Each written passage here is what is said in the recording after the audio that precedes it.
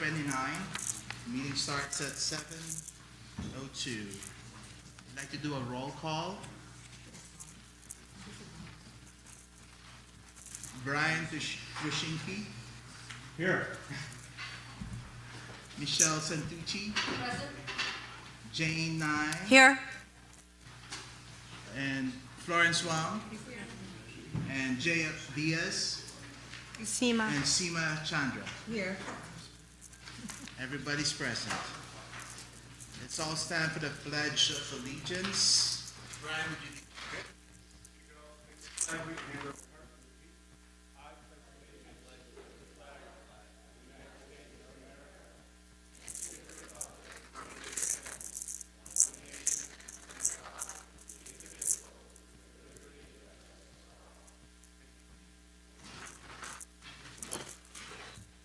We're now going to hello. We approval of the minutes of the meeting.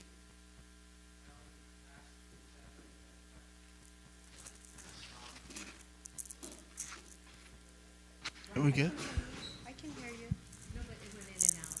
It's coming in and out, guys. Mic test. All right. We're now going to do the approval of the minutes for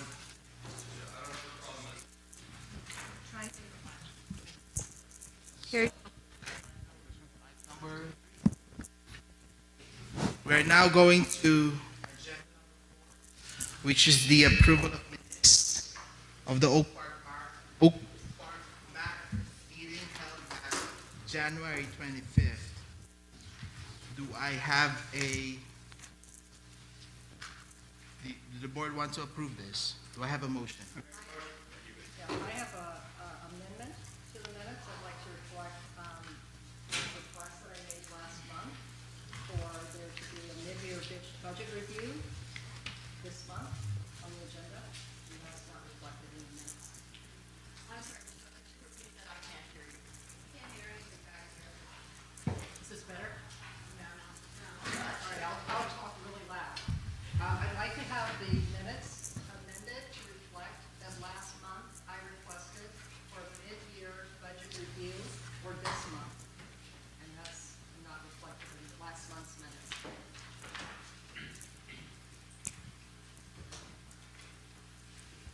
Okay. Any other comments? Is there a motion to approve the minutes from the last MAC meeting? I make a motion to approve the minutes of the last MAC meeting with the amendment provided by Councilmember Santucci. Is there a second? I'll second. All right. All those who are in favor say aye. Aye. Aye. Those who are against say no. Any abstention? The approval of minutes have been approved. We now go to the agenda review. I'd like to open, is there a motion to accept the agenda as written? I move to accept the consent agenda items 11 through 14. No, We're not. we're still on the agenda review. Oh, I'm sorry. Motion, is there like a motion to? We're gonna, I move that we pull the consent items 11 through 13 and have the action items from the representatives. Other than that, any?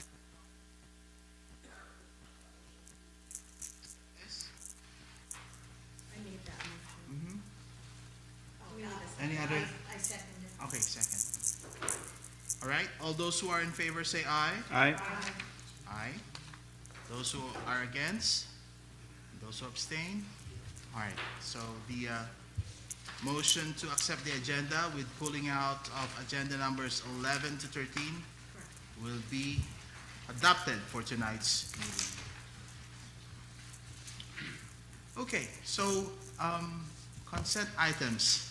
We are now in agenda number 6, and we would like to call on Officer Ryan Ayers to provide a report. Consent agenda number 11. Guess he's not here.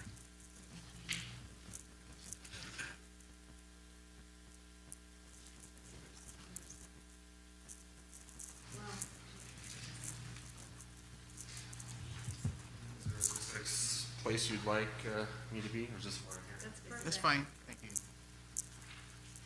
Hey everyone, thanks for having me back. Good to see everyone. So just kind of some general things really quickly going on in your area specifically, and in general in the Moore Park, or now the Moore Park area CHP office. Coming up in April, on the 13th, we are partnering with the Moore Park Police Department.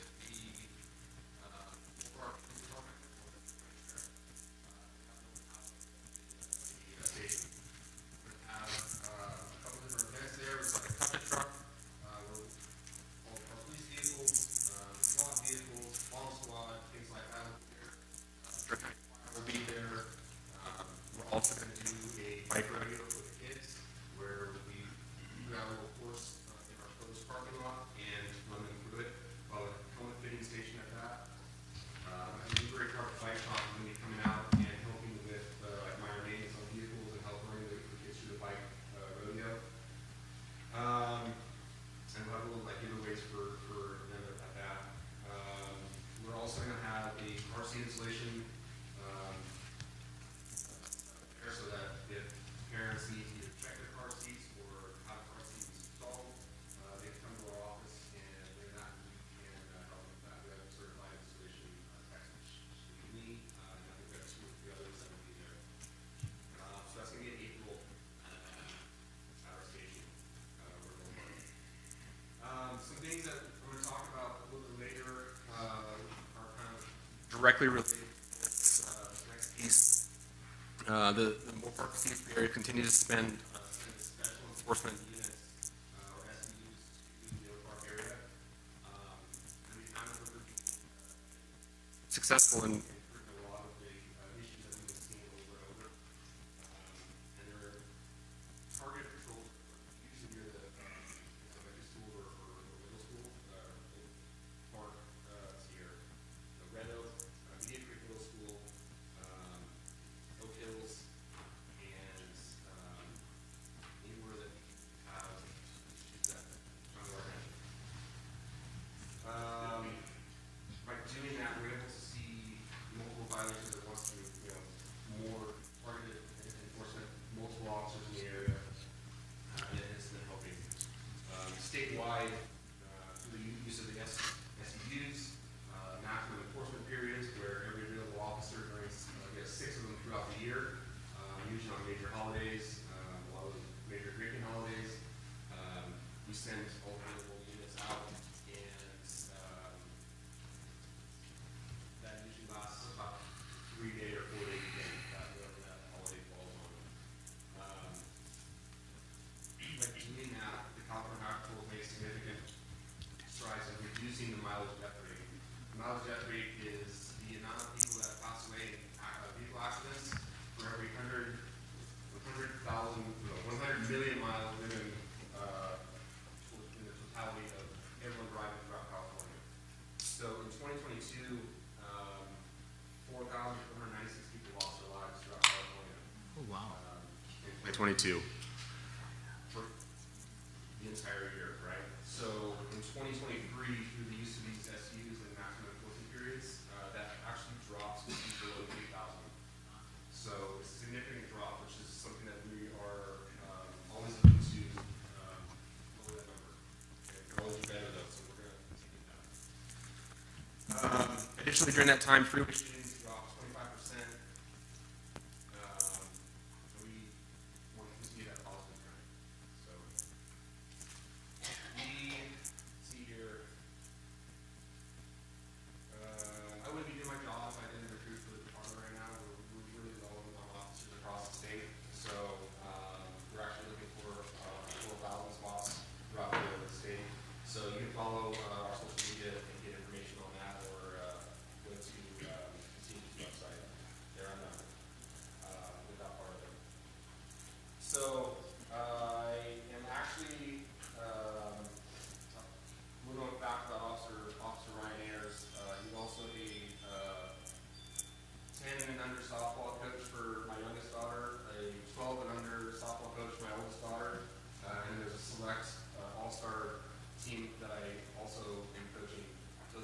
teams right now. It's 9 right now, it's 7. My oldest daughter's team started their game right now, and I'm coaching, so I'm gonna push right into my next portion of this presentation. I apologize. We, as a Moore Park area, appreciate when you bring traffic complaints to our attention. We can't be everywhere at once, and we definitely utilize that information to focus our SEUs, focus the attention where it needs to go to make things safer. So, we hear you, and we're working on it. But I personally think we can do better, right? So that is our goal. Right now, one of the big things that we're working on is the traffic issue around Oak Hills Elementary and the changes that were made in the last year to that traffic pattern. Historically, at that location, what we were seeing were parents dropping their kids off on the opposite side of the street from the school and saying, "There you go, I'll watch you get there," and they're crossing across without any assistance across traffic. We had two-way traffic on Churchwood that cars coming north or up Churchwood from Canaan would have to make a left turn across traffic, and no one wanted to let them in. So now you have cars backing up into Canaan, which is a major thoroughfare, as we know, through Oak Park. When those cars backed up into the crosswalks and that intersection, now you're having families and kids crossing between cars on Canaan and Churchwood unassisted, and all of a sudden when traffic releases, now they're in the middle of the intersection with cars trying to make it through, which is now a red light, which is just unsafe. So with the help of Supervisor Gorell's office, Public Works, Ventura County Sheriff, the school district, we roundtabled some ideas and came up with a traffic pattern that requires cars from Canaan to go up Los Arcos and loop around on Churchwood in one direction to enter the driveway at Oak Hills Elementary School. That alleviated the unsafe issue that we were having with the cars backing up on the Canaan. That alleviated the issue, for the most part, of parents dropping off on the other side of the street to the school and having them cross over dangerously to the school. With this new traffic pattern, there should be no northbound traffic. So from Canaan Road, no cars can turn onto Churchwood or go straight from Rockfield across onto Churchwood. Which from Canaan to the very first house on Churchwood, we created a one-way street for 1 hour in the morning from 7:45 to 8:45, and 1 hour in the afternoon from 2:15 to 3:15, I believe it is. So when everything works with the way it should, and people obey those signs and signals, it's a much safer situation. And that's the stance of the highway. We believe this new traffic pattern is a safer situation. And we're not willing to waver on safety or inconvenience of parents, of residents. The safety is our primary goal. But like I said, we hear you and we're working on it to be better. So, hold on, please, I'll get to you, don't worry. So, what we have done with this sign, the signs that are on Canaan, we will be enforcing two different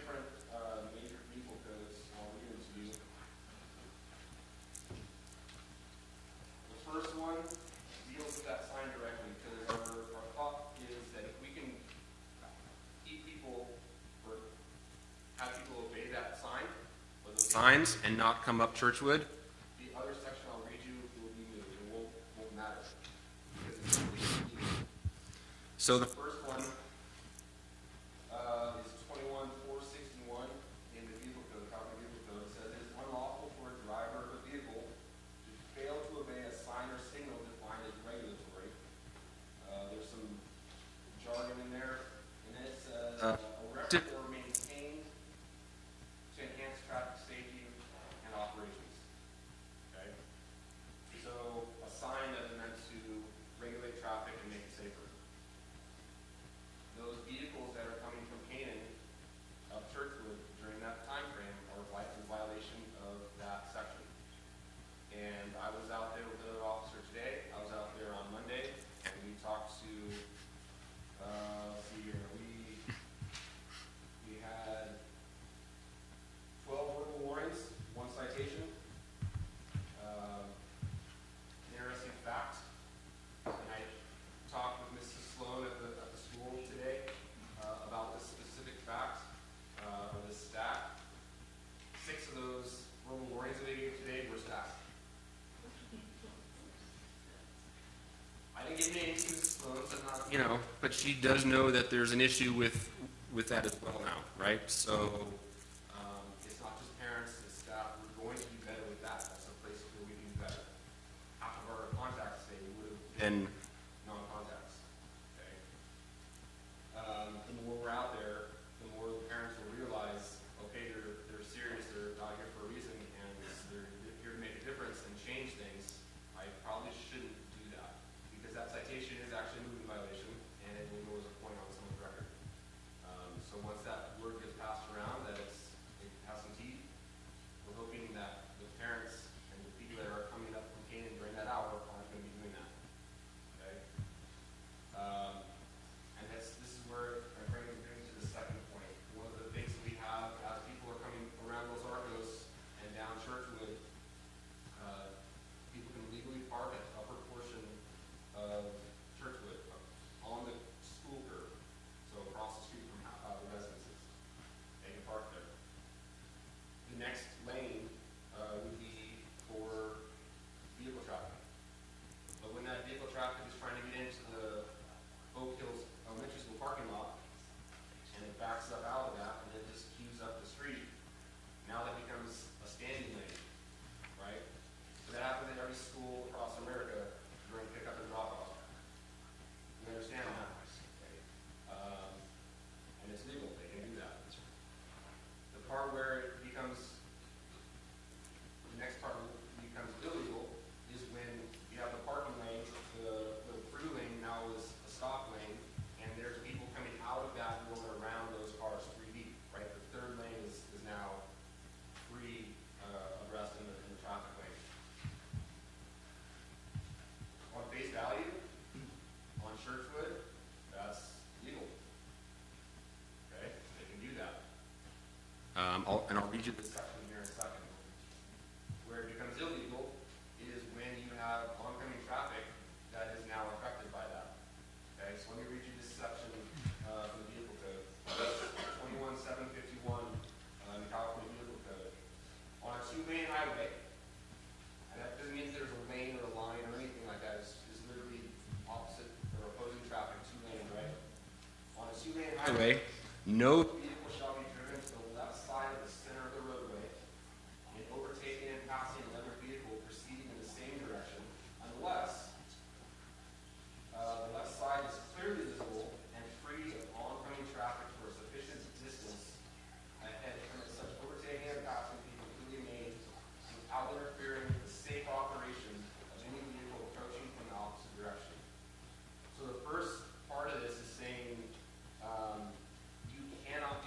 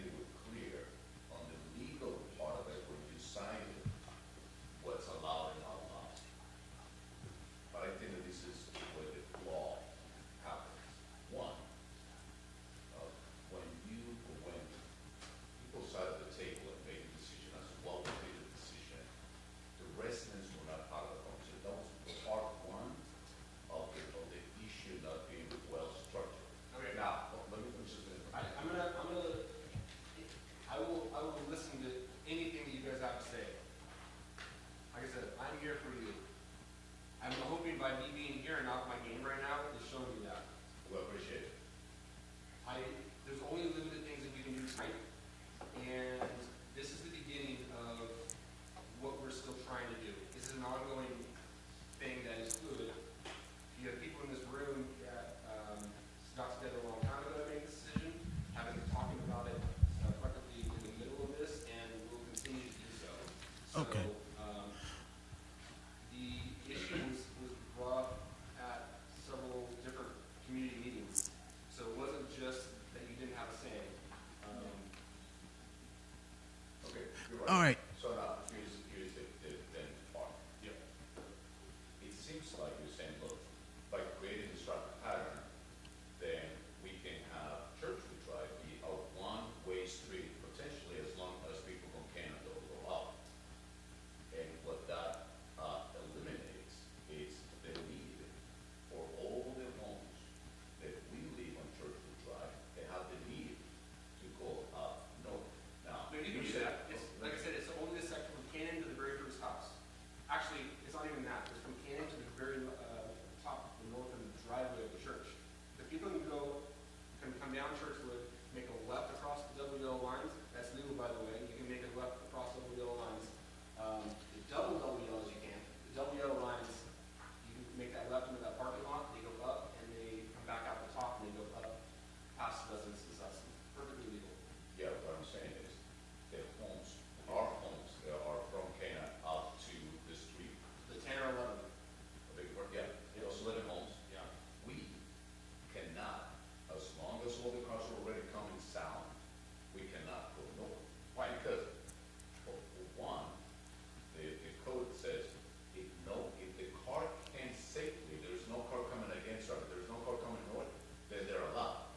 So as you saw in the photos that were sent over earlier, then that creates a traffic, and now there's a line of several cars.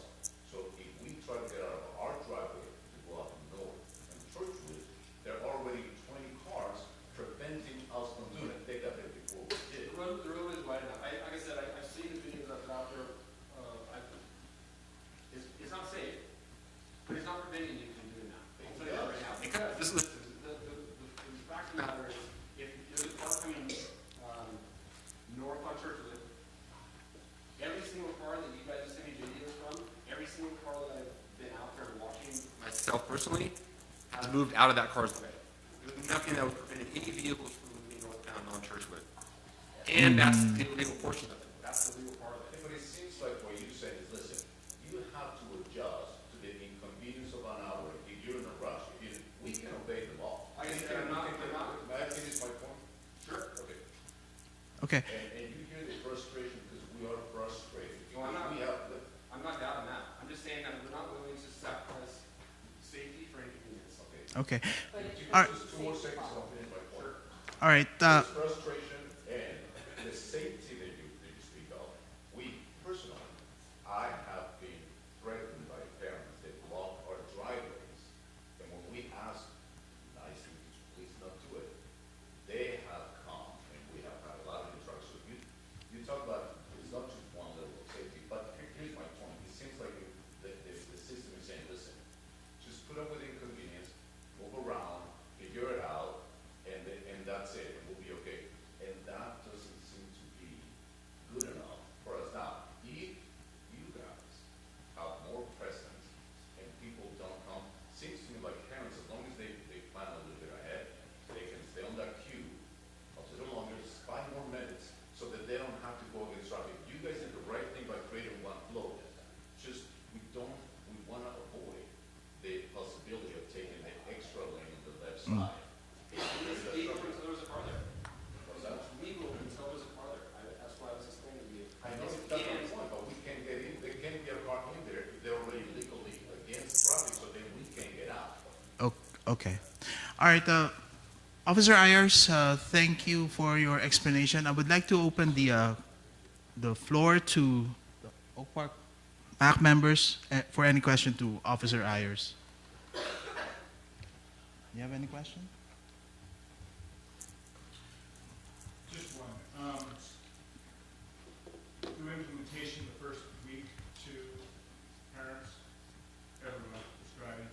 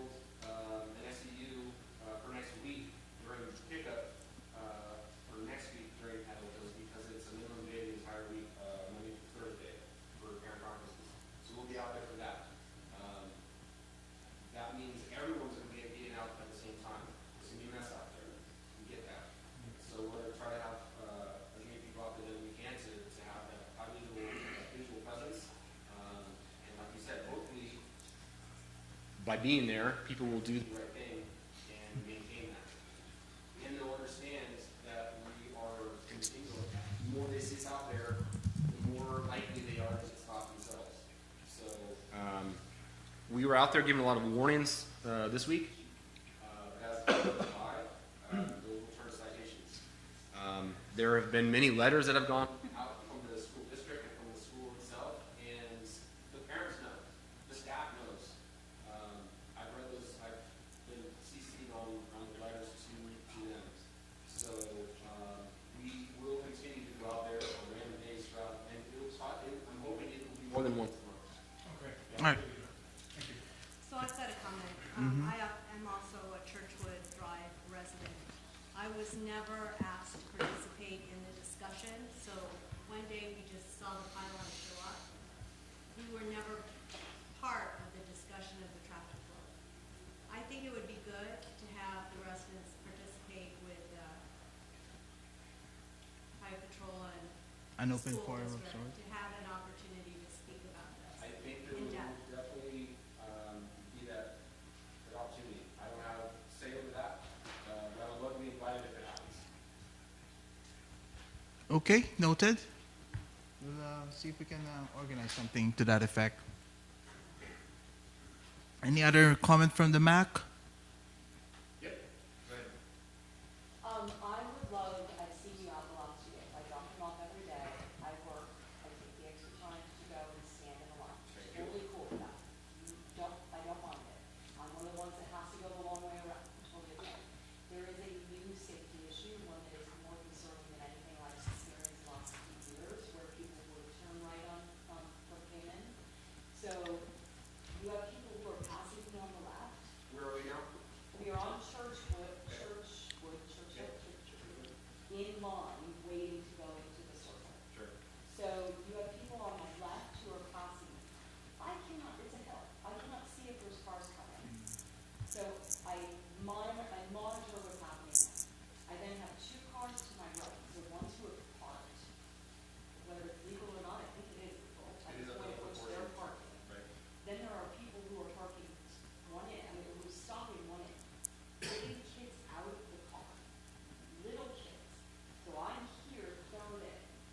My concern is I've got action happening over here, action happening over here, constant, in, out, from these ones that are second in. Yeah. And then these children. He's safe, I'm safe, but I'm gonna run over a kid. So I would encourage you, I saw you guys the last 2 days, and I loved it. I'm one of the ones who have been playing Yeah. school. I don't like the inconvenience any more than anybody else does, but I know you guys did it for safety, I respect that.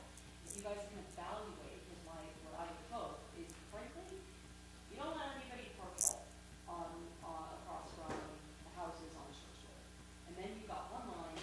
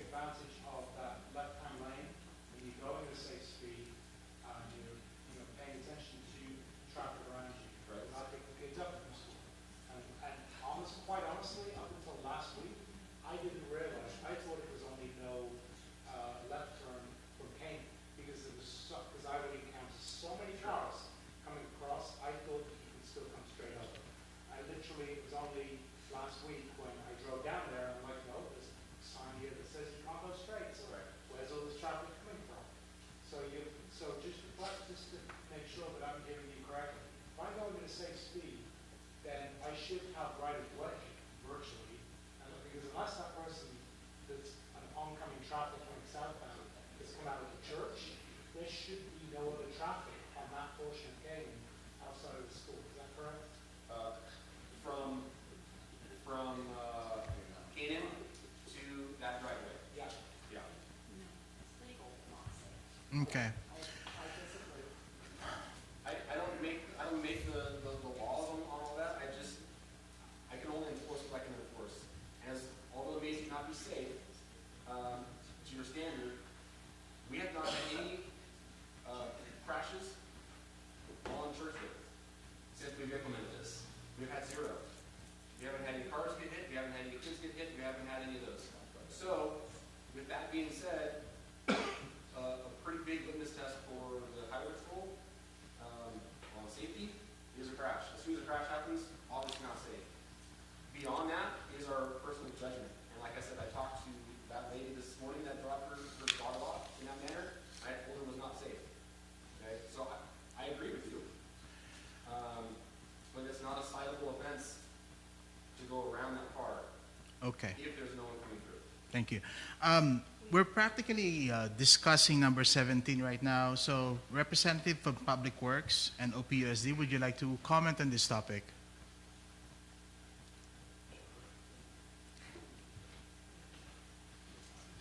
My daughter just hit a double and 2 RBIs, by the way. My name is David Flush, I'm Assistant Director of Public Works, and also with me is Anita Mullins, Roads and Transportation Director. I am not a softball coach, I don't have a kid, so too old for that. I'm glad you're here. There was a lot of work put into, as the officer has described, put into what has been put in place. I understand the frustrations, much like the officer said. The biggest part of all of this is enforcement, and that's what he's talking about. And it's what the school's been putting out to the parents. That's the first thing we need to address. Regarding who was asked, and I know that there was presentations at the MAC meeting, at some MAC meetings when this was done. I actually believe it before Supervisor Burrell was the supervisor. It was when Supervisor Parks was here, and I know we had staff down here that presented more than once to the I MAC. was on the map. We and didn't get never any. had a presentation on this float, ever. I made this book. I have no problem with if the supervisor's office desires and the MAC wants to have some sort of a task force or meeting to sit and talk about this separately from this. We'll be happy to participate with the CHP and sheriff about all of the elements of this, see if there are other things that we can do to make it safer, make it less frustrating. I can tell you we have a dozen or so schools in the unincorporated county on county roads, and every one of them, this is an issue.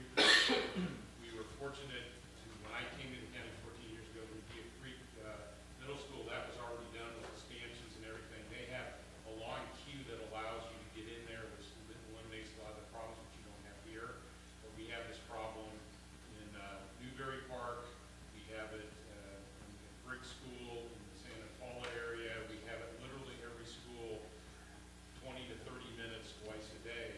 It's very frustrating for traffic because the people who live there, people are trying to get their kids in and out. I go by 3 schools on my way to work, and it's the same thing in the city of Ventura. So we'll be happy to meet, and again, Supervisor, I'll leave that to you if you want to help in the MAC. We'll be happy to be part of that with the CHP and the sheriff to see if there are other alternatives. Thank you. that we can look at. Yeah, thank you very much. Any representative from OPUSD who would like to talk about this issue? Jim? Good evening, everyone. I'm Jim Moynihan. I've been coming to Mapping for a few years, and I am a representative of the Eagle Park Unified School District. I'm on the board of that district. And I got the letter from Gail commenting that there were a number of complaints from the community, and I thought that was well worth passing on to my fellow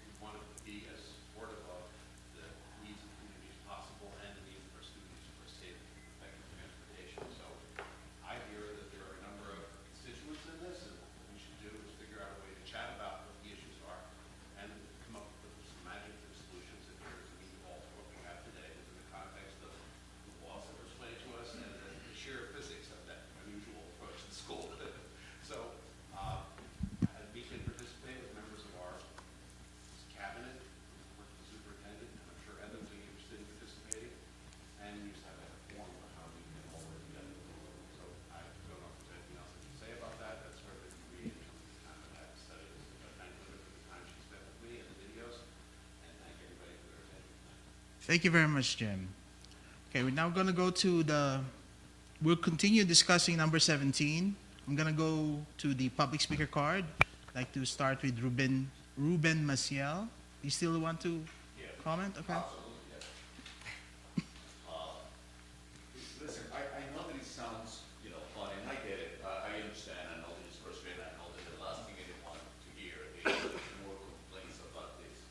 But there's a reason why we live in a park. Mm-hmm. That's quality of life. And the reality is that this is affecting our families' quality of life in many ways. As simplistic as it may sound to say, well, just go with the flow, make some adjustments and deal with it. It's not, when you go through it for years at a time, when you have frustration with parents actually being aggressive, when you have a whole host of things, it is not as simple as, well, here we go again, the parents are complaining about traffic. It is really not as simple as that. Some of you may relate to it, some of you may not, and I hope that you never do those that don't have a situation like this. But it is a major deal. God forbid, I happen to have family members that have medical conditions that may, at any given point, require to leave in an emergency. If I'm following the rules and I want to make a ride on my street to go somewhere, take my daughter or my wife somewhere, I can't. If someone is parked, there is no way that can happen with someone parked, legally parked on the right lane of the sidewalk. The other lane's being taken. You can't move around. If the parents decide not to let you get through, which it hasn't happened, you're not going to be able to do it. So this is some interesting now. Now we get our own complaints. So what do we do? I think the number one, when law enforcement has presence, it does change. The important part is that it's very short term. We have seen it, I have seen it in the last 10 years, maybe twice, 3 times in 10 years, and it lasts for a couple of days. So I said, and it's 15 minutes, literally, it shouldn't be, it'll be 30 minutes. We've seen that in the LA district, where they can go regularly to your point, right? So that one part will be that. The second one, 1 more minute, sir. you got it, will be to have the school to be more involved. I'm the president of our fund of HOA. I've spoken to the principal a couple of times. What they say is not my issue to deal with it. If they're more involved, we will have a better solution. Thank you very much. Ruben, my response there wasn't, but. No, I didn't mean it that way. Interesting. I know, it's like, I get it, I know what you meant, like, this is, I get it. Linda Niebergall.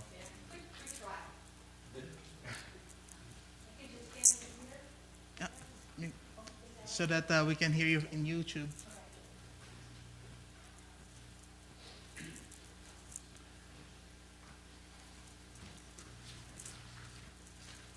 What Ruben didn't mention is that he has been in an accident. Mm. So maybe to people who, anyways. I think when the plan was made, everybody was excited and hopeful that it would go well. Certainly, I don't think there was the awareness that Churchwood would turn into a street with cars, 3 lanes going in one direction.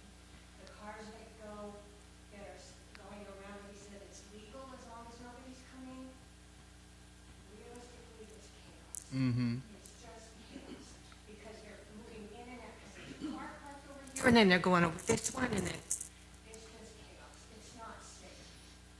And so that's, I would hope that the entities that put together the plan would realize that most of it worked, but it had ramifications for the other end of Churchwood, and please be willing to revisit what was put in place and find something that addresses that other issue.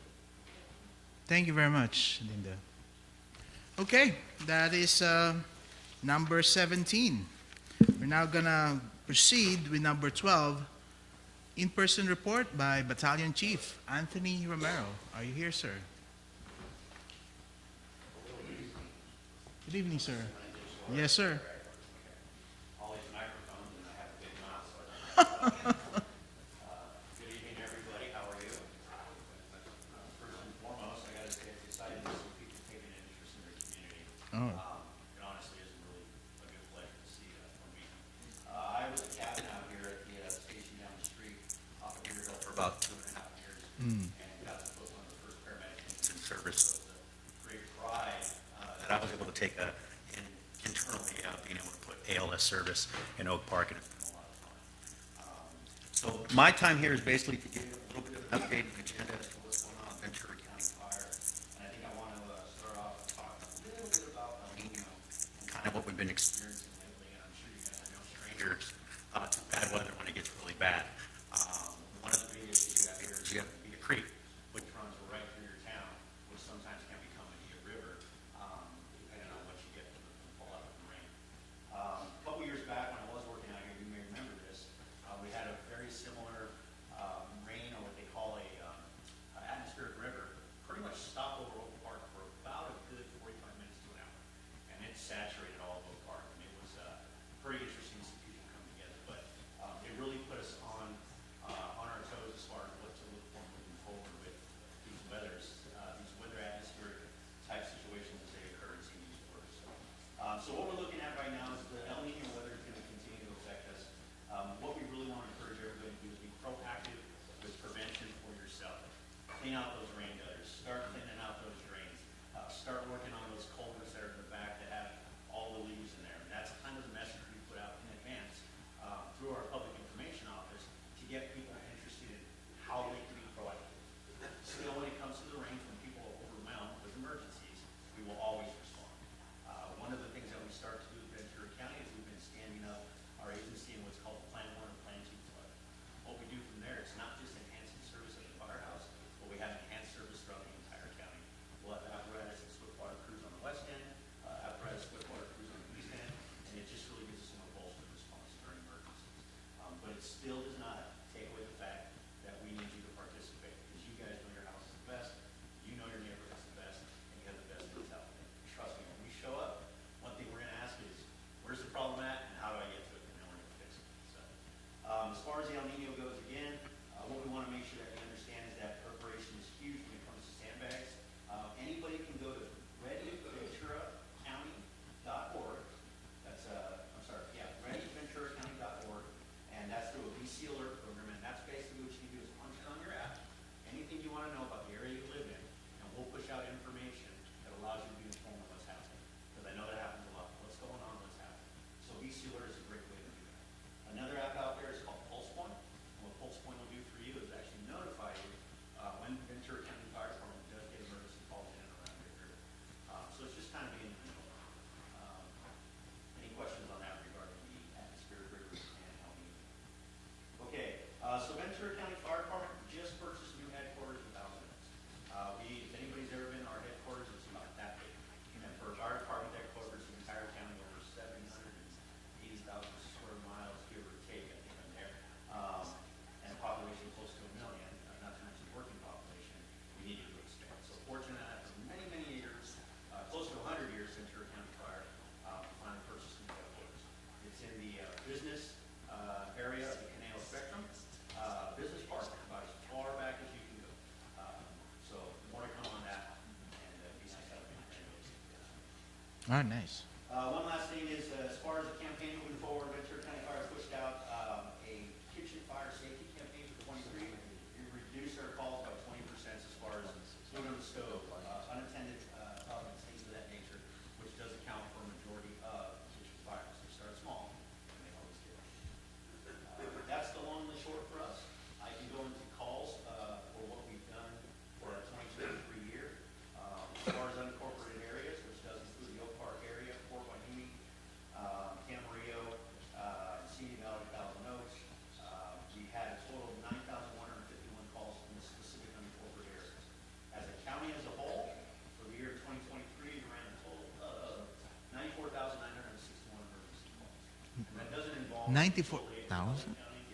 With LA County, Oxnard, and Ventura City, we still provide it to them on a regular basis. And I will say, my 25 years of doing this job, our call volume has only gone up. So I empathize with the amount of population. All right, any question from the board? None? Any question from the I know floor? this doesn't, in no way is in your, wonderful. thing, but I live in Oak Park and had an insurance company for 20 years who stopped writing in California. And as soon as you type 91377 into any insurance carrier, it says we're not writing policies because you're in a designated fire area. So we found a company, we've been paying $2,600 a year for the last 20 years. We're now paying $7,000 because it's the only company that would write policies. So I don't know what the Oak Park designation is, or if there's any way to lessen the load that just living in the area is. My neighbors, they're starting to get their cutoffs for June, August this year, and they're racing around as well to find the same thing. So I completely understand what you're talking about, and we've been hit with this on a number of angles. People will call us even more imposing the restrictions or imposing the law, or Cal Fire will send something. So I empathize with that, I absolutely do. Firewise community, if it doesn't sound familiar to you right now, look into it, because the Firewise community, essentially what it does is it puts you in that bracket of where you're being educated as an entire city, or as an entire town, or an entire block, to keep your residents, your houses, and your neighborhood firewise. As part of these programs, and we do have one sponsored in Ventura County, we have them out there, there are interns and people working on the grants. There are programs that'll, and there's flyers right up there for this league, programs that'll work you towards insurance-based programs, or if you become a declared Firewise town or Firewise city, you get your insurance discounts. That's bigger picture. I recommend working with Firewise. If you reach out to me, I can give you my card here before you leave, and I can try to connect you with them. But that is a good program to start looking towards, because that is what's moving in with all this money that's being coming down from these big fires. Prevention is key. I don't know if that's going to help when it comes to the business end of insurance, but the Firewise community, look it up today, become one today. So far, We're working on it. Oak Park Fire Safe Council is working with different communities around Oak Park to have the first Firewise community. There's a list of requirements for that, so I think it's in the works. Yes, Brian, you have a question? Just following up on the insurance, Thank you. approximately a couple months ago, we heard on the planning committee for Rancho Senior Rec Park, a couple of residents came forward and said that their insurance companies require the removal of healthy trees. One of them was an oak. And in order to get fire insurance, which was directly related to getting a continuation of a mortgage. Okay? sir. Whatever. Those trees are not on their property. They're on other land owned by others. The homeowner said, they're not my trees. I have no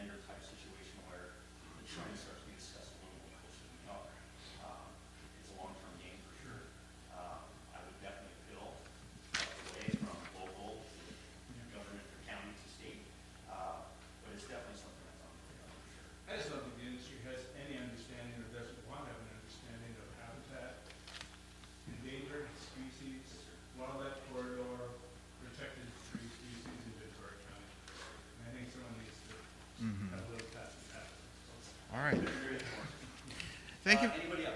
Thank you. Okay. All right, thank you very much, Battalion Chief Anthony Romero. Thank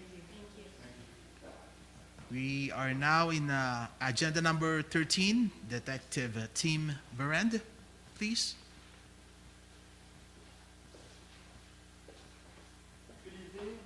Good evening.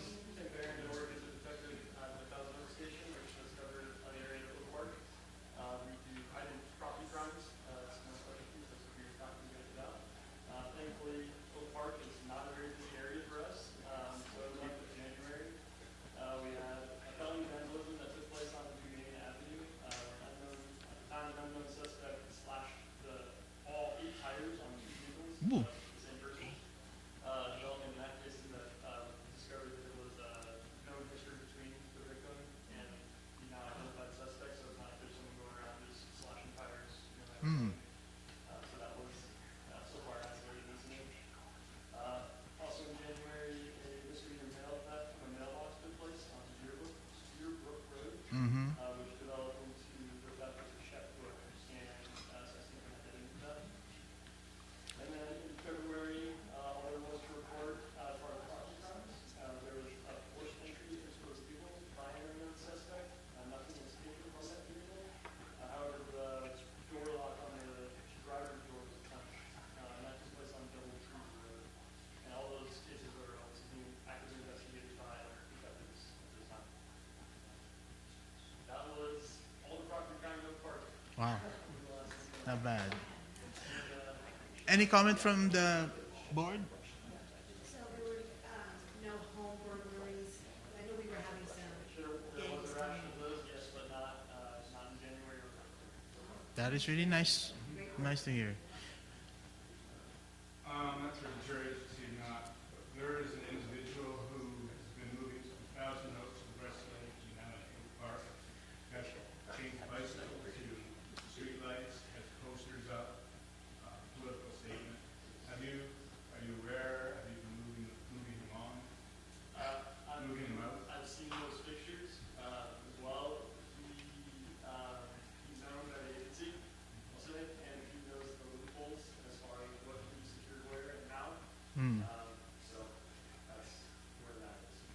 He typically sticks around during campaigning time, so when there's no action coming, and then they'll be removed eventually.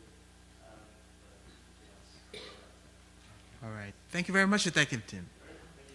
Brad. Oh, you have any question?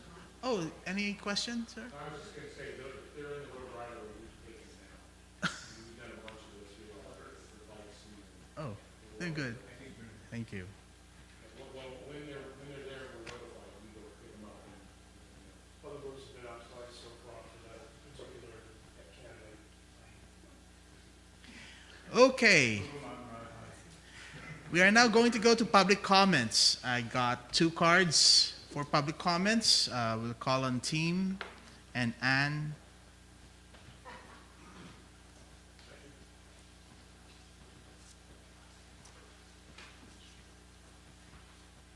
It'll just be me up here tonight trying to move things along. Good evening, Supervisor Burrell, city council members, members of the public. My name is Tim Fergal. I'm with the Ventura County Library. I'm a regional library manager, overseeing the Oak Park Library. I'm here tonight with Nancy Schramm, our executive director, and Ann Hoja, our new branch manager at the Oak Park Library. I just wanted to attend the MAC meeting, remind folks that we have the Oak Park Library situated on the campus here. It's a really unique partnership that we have with the school district and having the library here. So I want to take the opportunity to make sure that people are active and engaged. It's nice to see so many people coming out to a meeting like this. We have opportunities to volunteer with the Friends of the Library. We have public meeting spaces available. The summer learning program is coming up, so make sure to get the kids active and involved in that. And just thank you. Thank you, Tim. Stephen Kozel.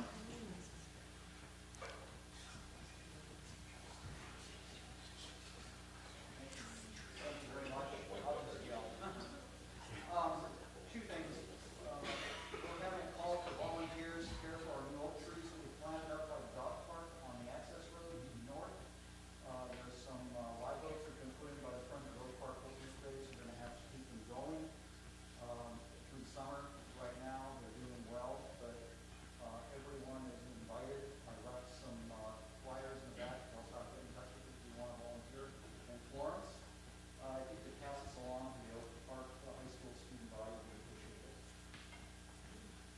second is I'm kind of worried about what's going on in the streets in Oak Park. Specifically, I've noticed numerous survey markers and marks on the street with various dimensions. In paint, it looks like some type of contractor is going to do a lot of work in Oak Park on the streets, which involve digging and cutting and things. Does anybody know about that, or can you find out what it's going to be and when? I noticed some steel plates already, but the work seems to have stopped. But if you walk around Oak Park a lot, which I do, you see these on almost every street. And I've noticed in front of our house and others on our streets, that there's actual survey markers on the curbs and actual survey pins in the asphalt street. I'm not sure what that's about. So if anyone has any idea, we'd certainly like to find out, before that. Certainly, Sure it's no. necessary. We don't have any active projects on the streets in Oak Park. My Okay. guess is it's probably utility work. Utilities, okay. And they're getting permits from us, but need to get back to Full of It's everywhere. I mean, you see it almost every street. Some are small, like 4 by 8. Others are 10 or 15 feet long by 4 feet. It looks like they're going to be doing trenches or something. It's just, and you can see they've made marks for underground utilities in some of the, in the sidewalks with red and green and other colors out there. And it seems to be throughout the community, especially east of Canaan. Thanks a lot. I've noticed in East Canaan as well, where there has been work done by some California gas company.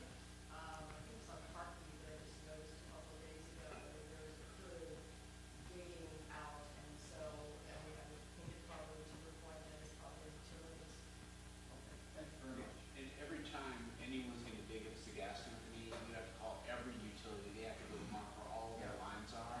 So even though there's marks, doesn't mean that they're going to be digging as well, it's just every single, like if it's a telephone company, they need to know where gas and electric is. If it's electric, they need to know where the other utilities are, so that they're not severing anyone else's lines when they're going about their project.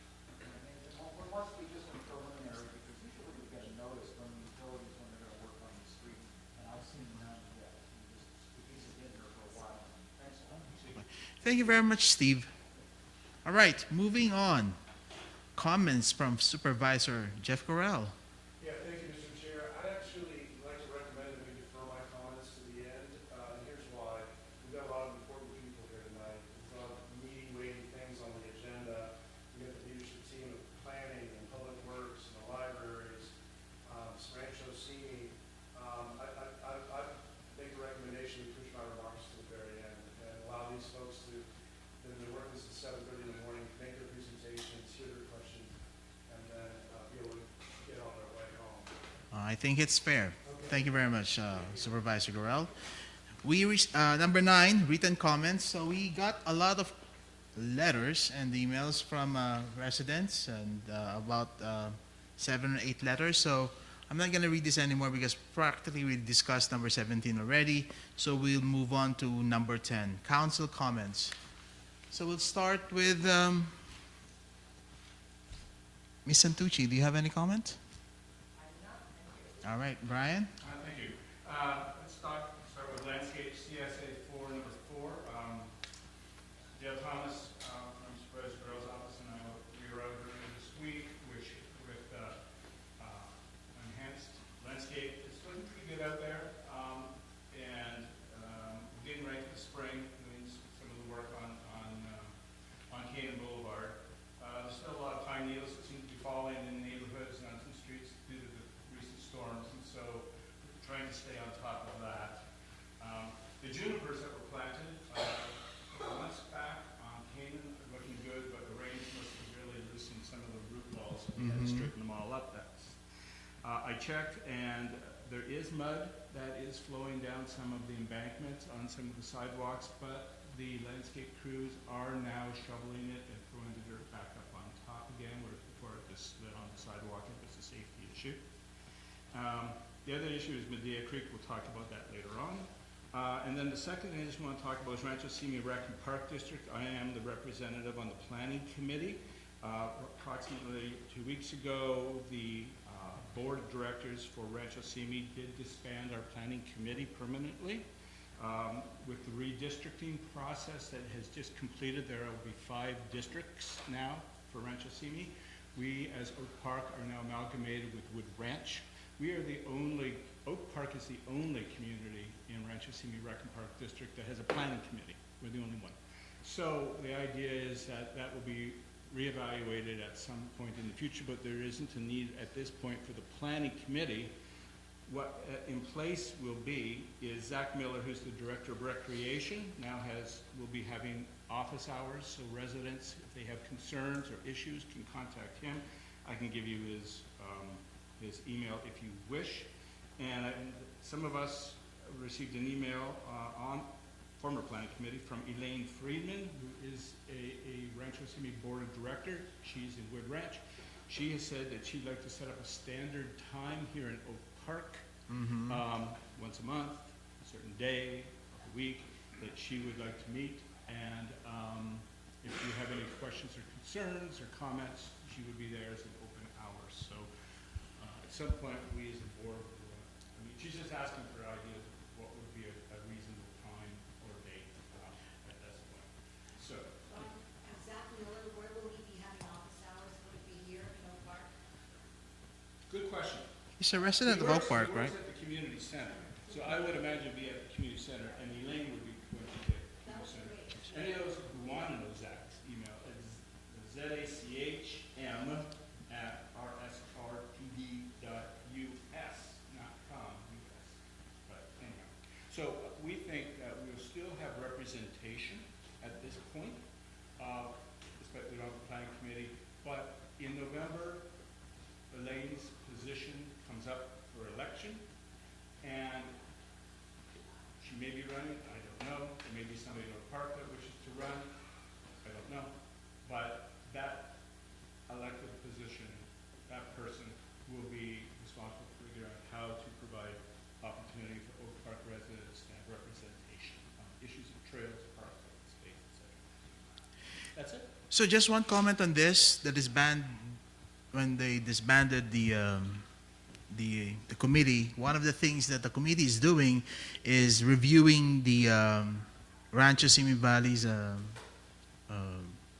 activities as far as cutting the trees and landscaping work. And so I think we should have some voice into those activities as well, because it's not only, those are very important for the community of Oak Park to make sure that the oak trees and all the landscaping and the flora and fauna are preserved. Thank you, Mr. Chairman. I forgot that I didn't say this. As your representative on the planning committee, I'm on the mailing list for Rancho Simi. I get their agenda package every 2 weeks. I review it. If an issue comes up in that package, I will be responsible for bringing it to the attention of the MAC, and then we can discuss it, and then I can make representation on your behalf at the board meetings, either live or by Zoom. So the MAC, we're still there, we're still involved. We haven't changed. We just aren't attending a room in the community center. That's it. Right? Jane? No report tonight. Sima? No comments tonight. Florence?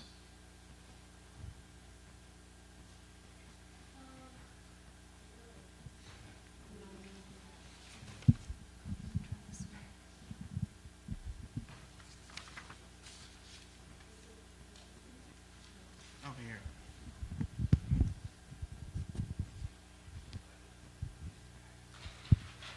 Okay. So at Oak Park High School around 2 weeks ago, we had a blood drive, and this time we donated 42 units of blood, so that's pretty good. Yeah. This time we kind of had an incentive that if you donate blood, you get an Amazon gift card, so that might have factored into the success of it. Yeah. And as for what's going on in March, we're having our spring fling on March 16th, so that would be kind of our spring dance. And the theme is Coastal Carnival, so kind of like Santa Monica Pier arcade situation. We're also having elections coming up, so we will be choosing next year's MAC representative that will be replacing me. And finally, in April, we're planning on having a movie night that's open to everyone in the community, So we hope to see you there. Thank you very much. Okay, moving on. We're now going to go to agenda number 15, and this will be a PowerPoint presentation by Rancho Simi Park District, Dan Baranek.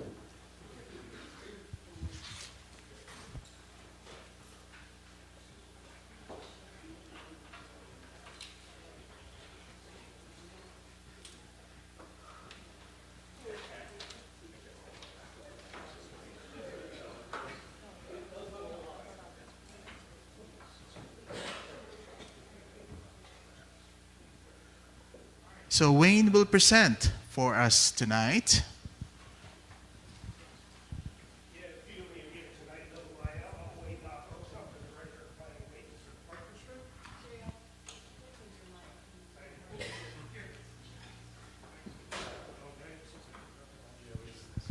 I actually have a mic that I can actually use right here. Tonight we're going to talk about the pickleball courts that the Park District has planned for Deer Hill Park. These pickleball courts are needed in the community of Oak Park. There are no pickleball courts. As most of you know, pickleball is the #1 sport or #1 gaming sport in the United States. I've never played it myself, but I guess I'm going to have to after this. Our location that we've selected is Deer Hill Park. What it is a conversion of existing tennis courts. I don't know if this thing over here work. These are the 2 tennis courts at Deer Hill Park. Deer Hill Park is a big park. It's 14 acres. There's a softball field, soccer field. 3 picnic shelters are out there that you can rent people for your birthday parties. We have a restaurant concession building out there. We don't use the concession part of it. There's a preteen and tot lot area. We're going to probably have to replace some of that equipment or upgrade it sometime in the near future. There's an open turf play area currently. 2 basketball courts, the 2 tennis courts, which has 4 pickleball court overlays on it. There's 2 parking lots here that have 76 stalls and 4 handicap stalls. The whole conversion process is gotta find the right button here. The 2 tennis courts that are existing out there, we're going to convert them into 4, or actually 6 pickleball courts. These are competition level courts. What they are is they'll have 4-foot fences between them. That way the pickleball doesn't go all over the place. It's a very nice little complex. We've done it in Simi Valley at Rancho Simi Community Park. As part of this project, we are also going to add a new entrance. There were some concerns that too many people are parking along the street. With this new entrance, we're hoping that everybody will go back and start using this middle parking lot, which has the bulk of the cars that can walk across here and go straight up, instead of parking along the street. It's a little better parking situation. As part of the new entrance area, we do have some new landscaping going in. Our landscape designer and project manager who's in charge of this project, Jonathan Swartz, is here tonight. He's here to answer any real technical questions about this project. Those who don't know who Jonathan is Jonathan was the project manager in charge of the Oak Park Lagoon Restoration Project after the floods and fire and everything else that happened to Oak Park. Jonathan has chosen some very interesting plants to put into the new planter area that is going to be part of our new entrance. They're basically an Asian style palette here. He's got Japanese flowers, purple plum or prunus type plants, which is a Japanese variety. I think he's trying to kiss up for a pay raise here or something from me. He does have some Mexican sage in here and some orchids, which is kind of nice. Very expensive plant, by the way. And some daisies that will be planted along the bottom there. I trust Jonathan. He does wonderfully in plant palettes. They are very beautiful once they're established. I think this is going to be a great improvement for the area of community, for the community of Oak Park. The last slide here is one of the critical things. Most of the complaints we have a little bit of complaints about traffic. We had a little bit of complaints about interactions between pickleball and tennis players. Everybody will get along. Yeah. This is to abate the noise issue. I put some sound levels up here. On the upper end, tennis has about 45 dBAs of sound level. Pickleball, I'm going to use the upper sound level. A lot of people who look on the internet will tell me, well, no, pickleball has about 50 dBAs. I'm using what the U.S. Pickleball Association tells me, that the upper level is 75 dBAs. What we are going to do, or we're proposing, is to put in what the Pickleball Association recommends, which are these solid plastic sound panels on the inside part of the entire complex. They'll be covering everything on the inside part of the chain link fencing. The chain link fencing out there is 12 feet high. On the outside of the fencing, we are going to keep the green screening out there. The black doesn't look that great, so we keep the green screening out on the outside. The appeal from the neighborhood and everything remains the same. The only thing that will not get green screening or black screening is the door. Since these are solid panels, we have to leave the door completely open for security reasons, so somebody can look in there if there's somebody hurt by themselves, have their dog walking in there instead. What we are guessing, or what the manufacturer is telling us, is that these panels reduce the sound level by 32 dBAs, which brings this down to, at the upper end, at 43 dBAs, which is far less than tennis right now, 2 dBAs, so it doesn't sound like a lot. Just to give you a little example, normal traffic going down Deer Hill Avenue is between 60 and 70 dBAs already. We are on the opposite side of the street from residential homes, so the sound of cars is going to be greater than the pickleball courts after we install these panels. Can't say that currently. Like I said, this is a very simple project. It's a conversion project. The tennis courts are already there. The infrastructure is already there. All we're really doing is repainting the lines, putting up some divider fences in there, and redoing a little bit of the lights so that we can get lights over the 6 pickleball courts. And I'm here to answer any questions. I also have Jonathan Swartz, who is our landscape designer and project manager, and our district manager is here tonight, Dan Pernick, and we're all here to answer some questions. We also have the county planning department, who is very interested in this project. We have Dave Ward and Christina, don't hate me, Borrero, is her last name. That was pretty close. All right, thank you very much for coming to tonight for this presentation, Wayne. What is the ETA for the completion of the project? Currently, we have not submitted an application with the County of Ventura. We have to get through the county planning process. We're hoping that's going to be a simple process, probably take us maybe no longer than 45 days. Jonathan's construction plans are very well, almost complete, about 80% complete.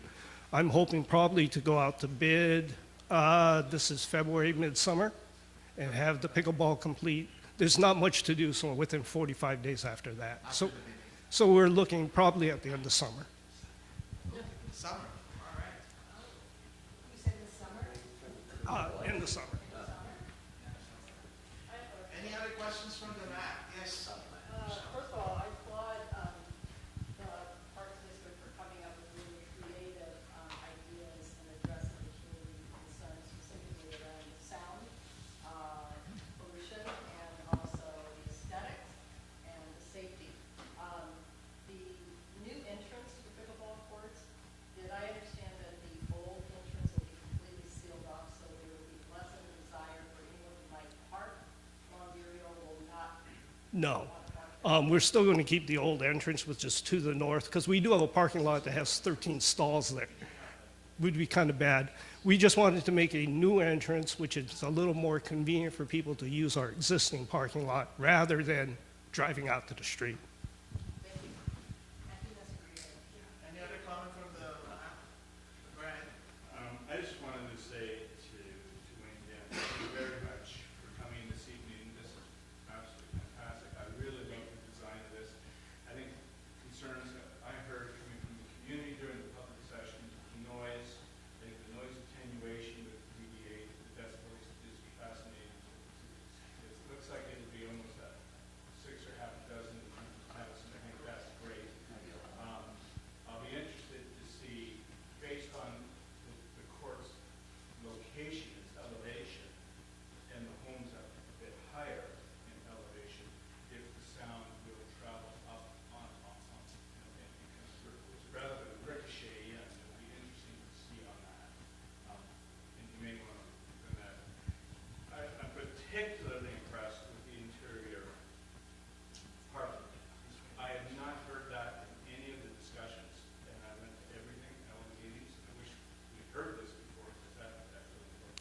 Well, I can't take credit for that. That actually was Jonathan Schwartz's design. He's worth every dollar you're paying him. Yes, he is. But I guess my question is, how many parking spaces in totality, existing parking lot you've got? And the interior, how many spaces would that be? And then I'm looking at 8 courts, 4 players, each 6 courts. That's 24, that's again 15, 20 minutes. If at a full period of time, full slate of pickleball players, do we have enough parking spaces? I'm going to say yes. I've been up there when they've had their maximum tournaments, counting the cars actually. They have about 40 to 50 cars. There's 76 stalls there, plus 4 handicap. So there should be plenty of on-site parking. There's another thing I can do is there's an access road that I believe Water District 8 uses. Oddly enough, the Park District owns that access road. We can use that as overflow parking. I know the soccer people do. I'm always just curious about potential, no one's ever said this, but if there's ever tournaments or things like that, you have a lot of people there. Plus you've got other users, you've got basketball players, you've got just families using the park. Is there sufficient parking for both pickleball players and golf? Well, as I understand it from recreation, I can't really talk for recreation. Anytime that there's a big pickleball tournament, they will not schedule baseball or soccer at the site. Thank you. All right, Dan, you'd like to say something? I'm just here for questions. Oh. Thanks for having us. All right, Oh. yes. Yes, sir. I've got a couple things for Wayne, but answering your question, last year, I put on a Cinco de Mayo event at Deer Hill Park, and we had 96 people, which is double the capacity usually of players, and everyone used the 2 parking lots, and we did not have a problem. And that's more players than we would ever see at one time. How is that possible if there's only 76 spaces? Because not everybody came. Because my wife and I came in one car, there's a lot of rides, there's a lot of couples. Yeah. The design is terrific. If we could go back to the slide where you had the design, and Jonathan, I think it's really a great design. My only question is there any way, when you're looking at the way those courts are laid out, that the 4 corners, I see how we've taken the Ys out of the middle. Can we square the courts to make it a full rectangle so that there's more space there in that corner? Because I think you're going to get squeezed trying to play there without squaring the corners. And I see like the concern, looking it up, obviously on the sides, the minimums are like 4 feet. And the sides actually have 10'4" on all of them. Unfortunately, in those corners right there, it goes to just over 4.5 feet. So it is tight there, but the cost to replace those corners would be incredibly high. Okay. For the corners. Just a question. Because they all have supporting footings there, and all those would have to be moved back, all the panels would have to be extended, so, again, cost. I totally get it. Okay, so I was asked, and I attended the last couple meetings with the Westlake group before they made their final plans of the Ys courts, and at Deer Hill Park, we have a very unique very unique mix of players, and I have a couple ideas that if we had time, I'd love to discuss with you somewhere down the road for just like an extra gate somewhere, which would make a better playing experience for everyone. But all in all, I think it's great, and moving the entrance to the other side is great. So. Okay, thank you very much. I'll give you my card. I would like to go to the public speaker part, because they submitted this. So Tracy Collins.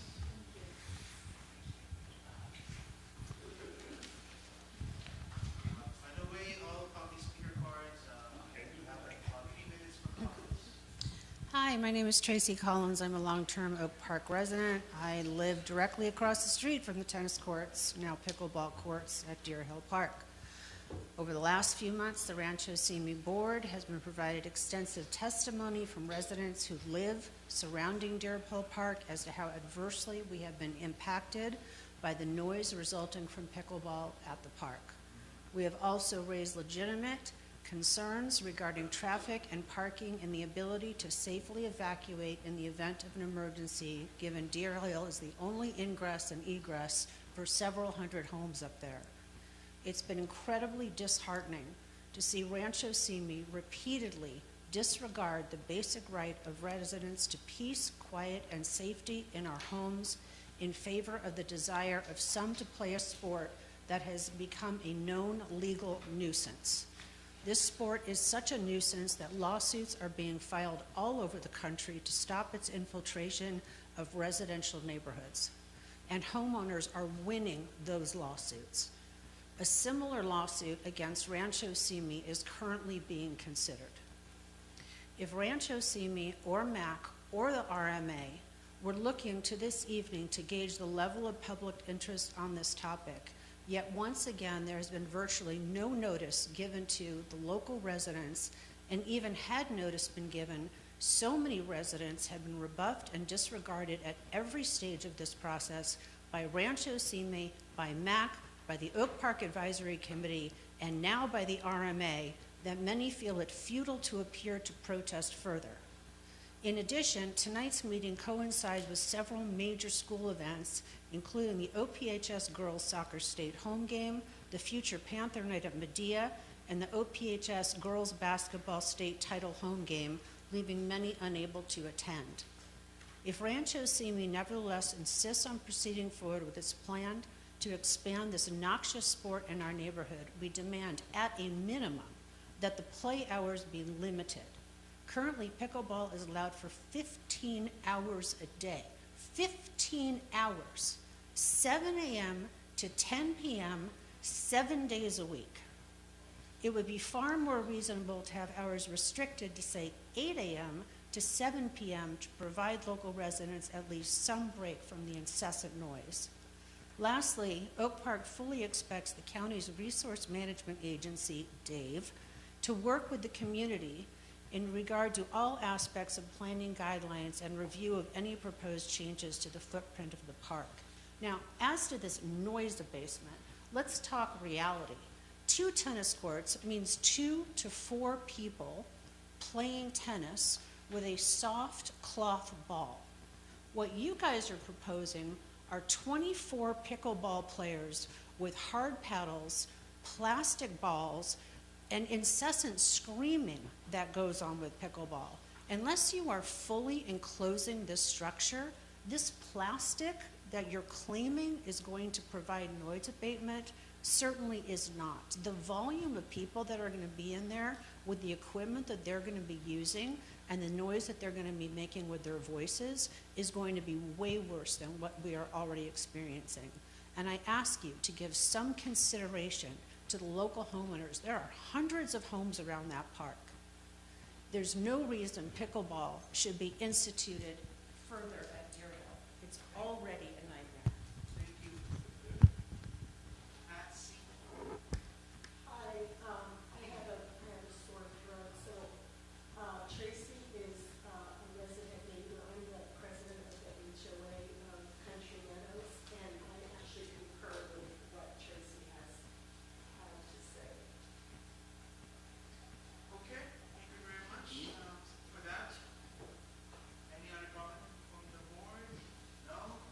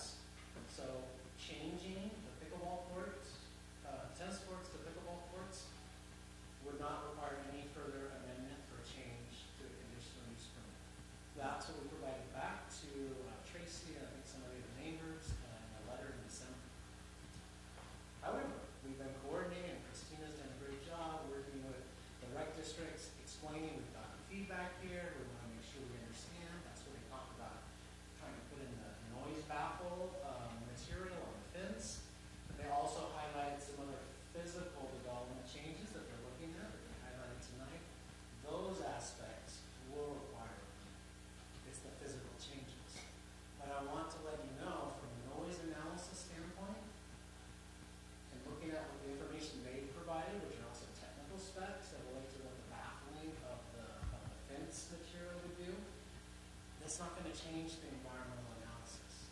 It's not gonna change my direction as far as the planning director, is the use of going from tennis courts to pickleball, changing that original permit. So I'm giving you that perspective, and for Tracy as well to understand, because he was asking more questions about that. That's technical work that we do.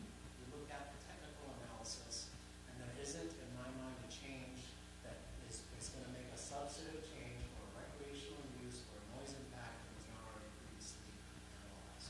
We will process a permit for the physical development, and we're working with the rec district, and I appreciate the efforts that they're trying to address too, to address some of the compatibility, but the planning division looks at the issuance of the permit in recognizing the broader aspect of the permit, which is the public benefit that the park amenities provide.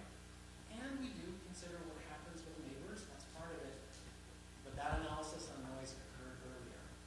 And decibel analysis is tracked from property line.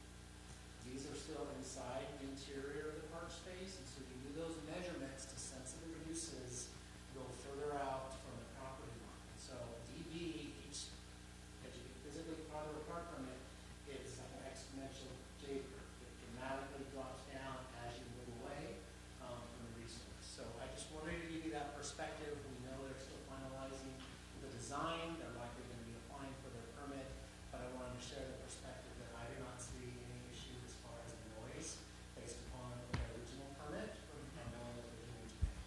So thank you. Thank you, Dave. Any other question on this? Yeah, I just, I'm confused, Dave, as to how you take that position. So you're saying that the noise of the tennis court is the same as the noise of pickleball court, and therefore there's no problem? I'm sorry, Tracy. You said I can answer, ask the question, Okay. He just made that statement, so I'm just asking him to All right, clarify fine. if that's what Go he's ahead. saying. Just, Thank you. So the noise analysis from the environmental review covered decibels from the tennis court. And as you heard earlier tonight, they also showed the comparison between tennis and pickleball and the noise dBs. Those are in the same range. So there isn't an increase from what was already anticipated as a recreational use of this park. And that's because of the plastic garden, correct? Well, that's just recognizing the tennis courts were already assessed as far as the impacts for decibel noise. Right, but you said that the decibels were effectively the same. That is only true with the noise of our material, correct? That's what they decided to add to their project. Thank you. all right, thank you very much. We are now going to Dave Lesh, number 16. Lesh, county planning. I'm actually from Public Works. Oh, I don't want to try to take Dave's job, it's way harder than mine, so, Dave and Dave. so we work together a lot. So, we were asked to come, and I actually have with me Pam Lindsay, and I'm gonna let her speak because she's really the much more knowledgeable in this area. My understanding is we want to have some discussion about the vegetation in the portion of the Deer Creek on the southern end that the county maintains, watershed protection maintains. So, I'm gonna let Pam speak, and we're here to answer questions. I brought some handouts instead of a fancy PowerPoint. So I was trying to light by up this one. You want to hand this back?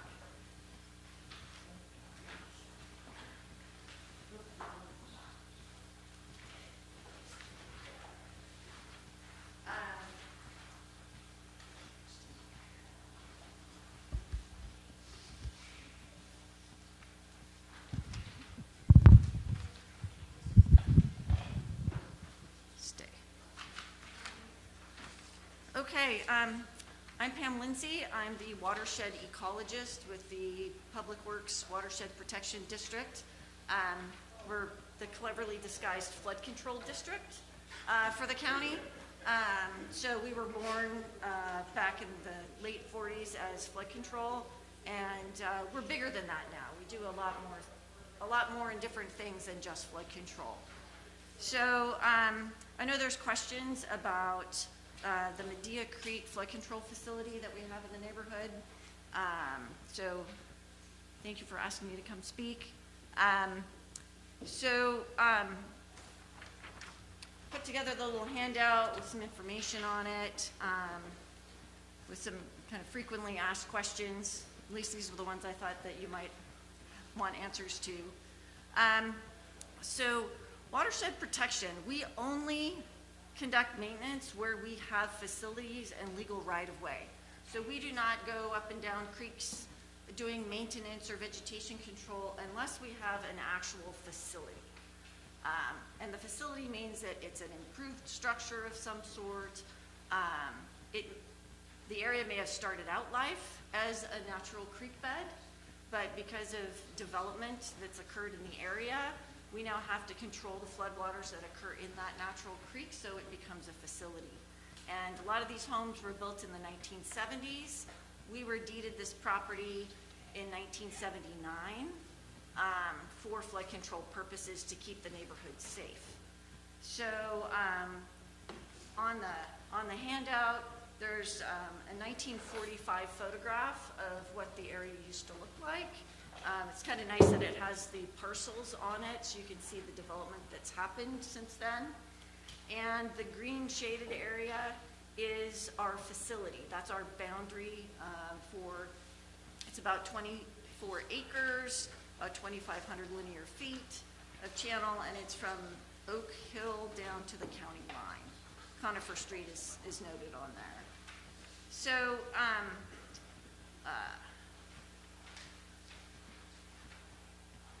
in order to do our maintenance, because it is, or used to be, a natural creek, and we still maintain it as a creek to some extent, we had to go get environmental permits from a variety of regulatory agencies. So we have permits from California Department of Fish and Wildlife, U.S. Army Corps of Engineers, LA Regional Water Quality Control Board, U.S. Fish and Wildlife Service, National Marine Fisheries Service, and these keep us in compliance with the Fish and Game Code, the Clean Water Act, and Endangered Species Act. So we have protocols that we have to follow and permit conditions that minimize the impacts to the native flora and fauna in the creek while keeping the neighborhood safe from floodwaters. And our maintenance, because just like your car or your house, everything needs maintenance in order to work in tip-top shape. So our maintenance includes vegetation thinning, some earthwork, if the get piles of sediment someplace, or there's erosion of the creek bed, we put the sediment back, or structural repairs. There are some bits of concrete and rock along the slopes out there so that they don't erode, and some culverts. So we do have to inspect and maintain those on a regular basis, at least annually, to make sure that this flood control facility functions properly. So how do we decide when we need to do maintenance? So our highly skilled O&M professionals conduct site inspections several times a year. They'll go out during winter storm patrols to look for erosion and repair issues that may need to happen. We also do summer and fall inspections to look for obstructing and fire danger vegetation.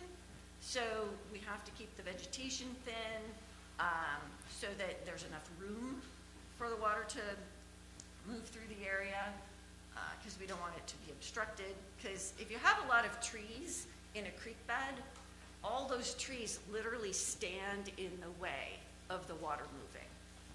And we want the water to evacuate quickly so that it doesn't back up and into the streets and into the houses. We want the water to move downstream. We'll send it all down to LA County, right? So we want to keep that water moving, because if we have houses here, we don't want the water to back up. So we do that on a regular basis. So precautions to minimize environmental impacts. So how do we make that balance? So our O&M professionals receive training every year about the permits and all the conditions and all the things that they have to do while they're doing their jobs to make sure that we don't run over frogs and ducks and trees. So we do our best to maintain that balance and reduce the environmental consequences of having to go in and do this work. So we try and avoid doing work in the springtime, because that's when all the birds are active. We do the work in the fall season when the vegetation is dying back and the birds are done nesting, and maybe they've started to fly south for the winter. So, but there's a very small window between the end of bird nesting season and the beginning of flood season. So imagine we have to do maintenance at all of our facilities in the entire county, but you only have between September and October to get it done. September 15th is the end of the official end of bird nesting season. October 1st is the official beginning of flood season. That gives us 2 weeks to get all the maintenance done in the entire county. That's kind of impossible. So we send biomonitors out to our facilities before we do maintenance in almost year-round to check for environmental issues. Are there birds nesting? Are there ducks in the watershed? Are there, is there anything else that we need to worry about? Are there big piles of trash or any other environmental issues? So we send a biomonitor out a day or two before we have it scheduled that we're going to go out and do maintenance work. They very quietly look around, see what the issues might be, and then they report back. They send an email off to the O&M crews, giving them instructions on what they need to be careful about and what they need to look for, and then, and if possible, give them the all clear to go do the work. I get a copy of that email too, so I know what they're up to. Yeah, we try and schedule the maintenance during the fall season if we can. Sometimes we do have to get in during the winter season because, there's rocks out of place or there's an erosion problem, and we need to get in and patch it up quick. Again, we send out the biomonitor, sometimes with the crews in that situation, to make sure that we follow all the best management practices and that we're avoiding all the environmental impacts to the best that we can while trying to keep the facility intact and the neighborhood safe. So we've been approached by groups many, many times who'd like to see more trees around the facility, who'd like to see it greener and more vegetated. But fire's also an issue. We already heard about that this evening.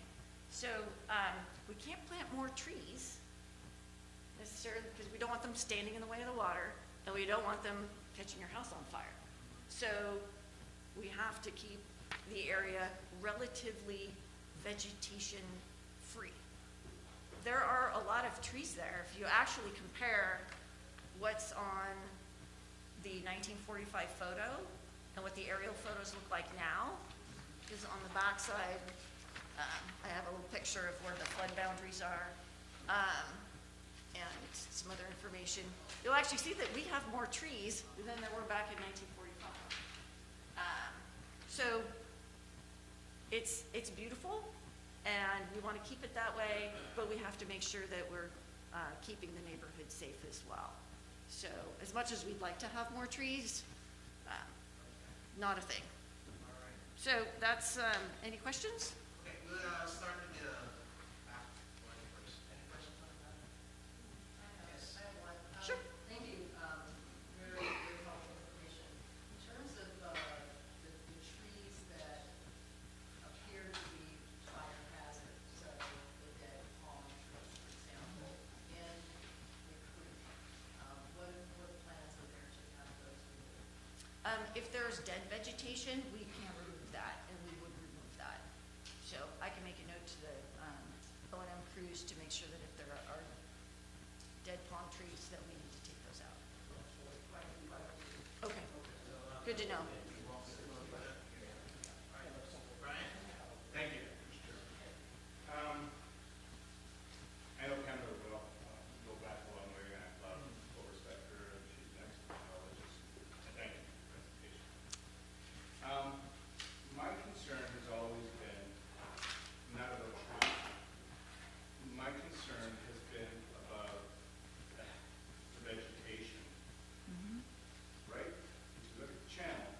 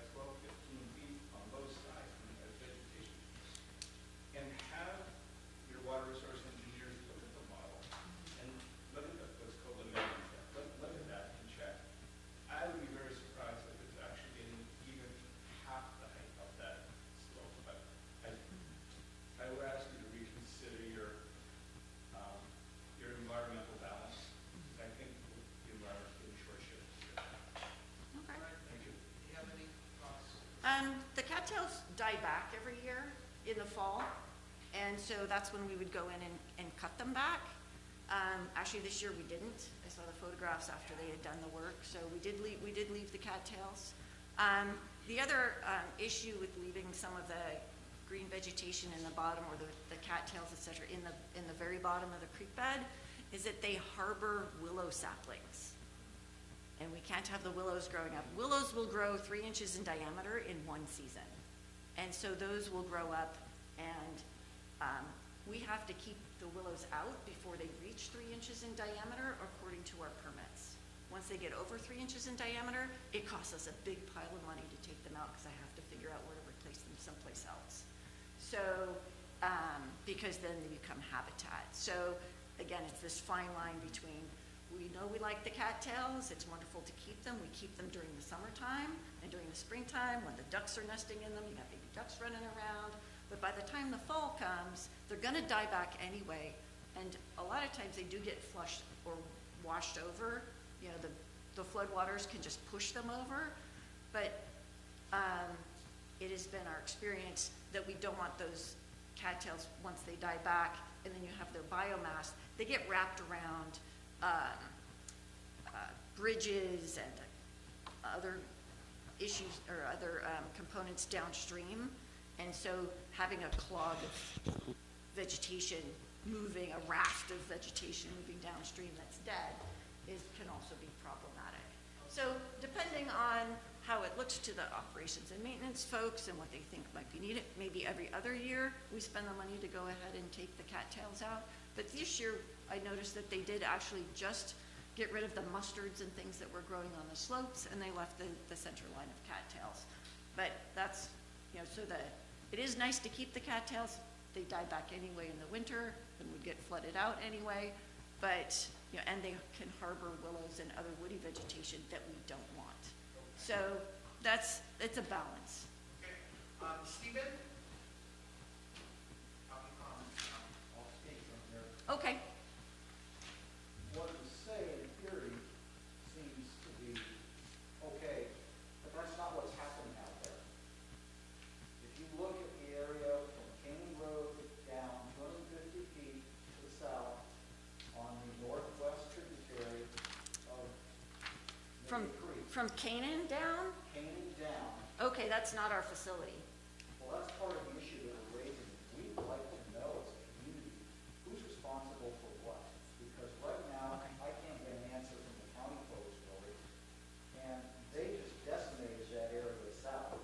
I've seen from Oak Hills down to Conifer and Pass. Has anyone been down and taken a look at that with all the damage that's happened in the storms? Probably because you took out too much vegetation and the water velocity was too high. It took out rocks because it eroded the banks.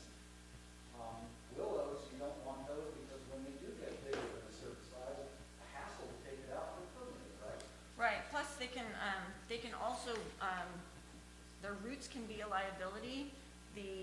Just the biomass of a willow tree, when it bends over in the floodwater, and the floodwater is pulling on that tree, it rips it out by the roots, and that actually makes a big hole in the facility.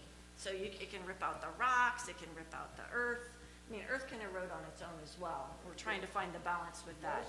So it's complicated. There's not a good, easy answer. But the willows, most of them haven't ripped out in the past, and the very large ones that were taken out, things that were a foot in diameter up there. There's some places like that down towards Conifer. What you're telling us is not what the reality is. And I wonder if anyone's really walked that and looked at it. I have many times. And there's a tremendous amount of damage that's occurred. They don't take out what they should. You talk about dead willows, there's all this dead debris that just stays there and clogs up the culverts, and then they're flowing over the culverts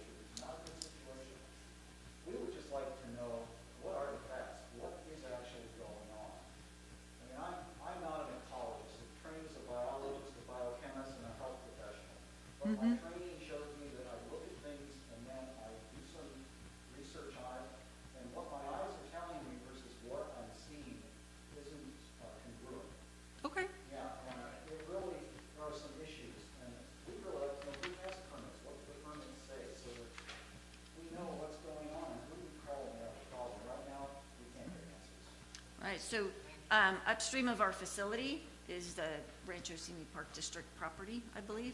And so it's, and so that's, I can't speak to what happens on those properties. Sorry. If I can take a minute maybe to help clarify. Sure. You know, Pam is giving you the technical and the ecological reasons. I understand, sir, what you're saying. We've been talking and meeting with the Parks District and the Supervisor's Office.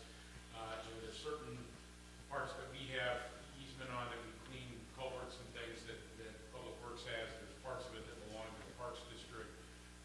What Pam told you is really only on a very restricted part of that. We can certainly provide you copies of the permits. That's an easy thing that we can provide the Supervisor's Office, and they can distribute to whoever would like to see those. The public documents, there's no issue with that at all. We do inspect and walk all of our facilities, so our maintenance folks do everything. Was it something I said? We do inspect our facilities pretty much every year, and so we do know what is there, maybe not. Certainly we don't live here, we don't walk it every day, but we do inspect our facilities. We do that from a flood control perspective and from making sure that the facility is functioning well, and also if there's damage to it, that we need to repair it, and if there is, we come out there and do that. Okay, thank you very much, Dave. All right, moving on. Thank you, Pam, as well. Thank you, Pam. Moving on, number 18, proposal for the Citizen of the Month Award for Oak Park. Yeah, we'll just defer that. Is that okay? Number 18? All right, so we'll defer number 18, and the last, but we'll see if we get it in the future.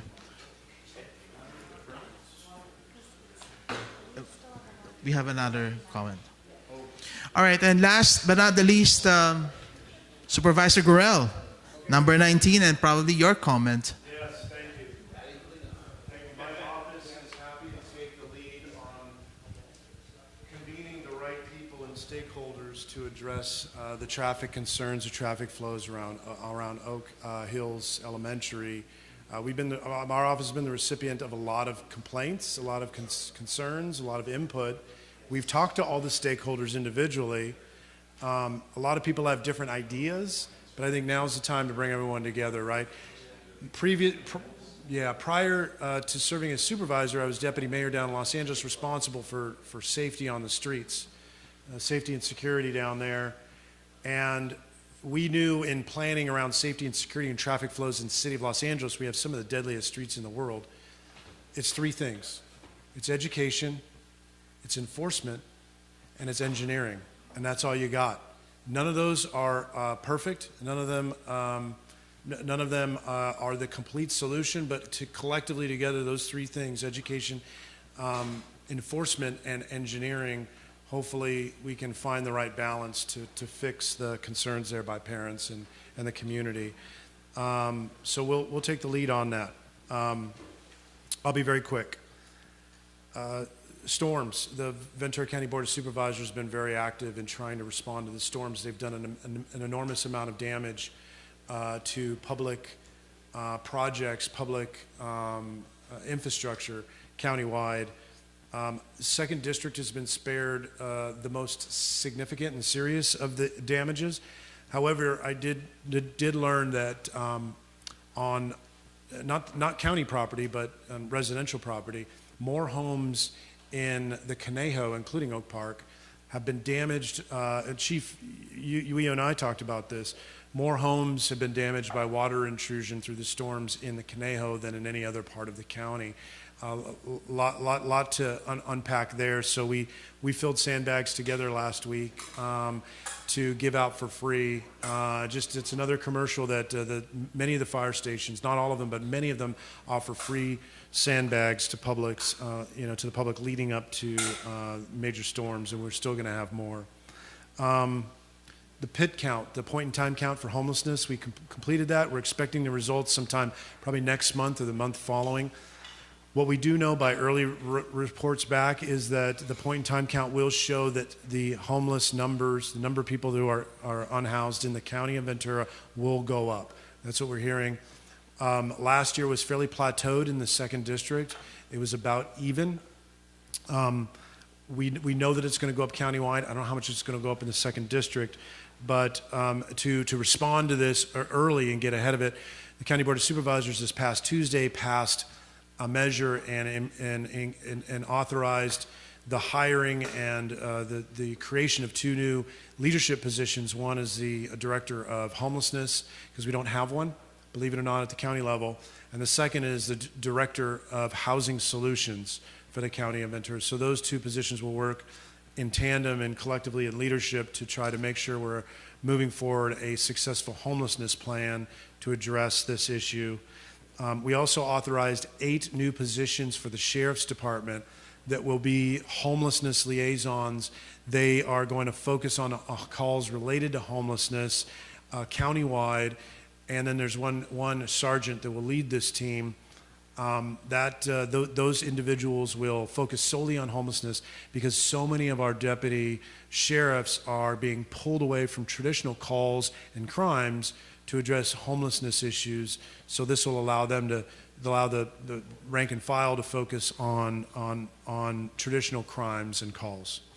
Last but not least, I do want to flag that we're working with Public Works because Oak Park is slated to be repaved in 2024. There's repaving is you're on the cycle of the 4-year plan, I believe it is, to be repaved in 2024.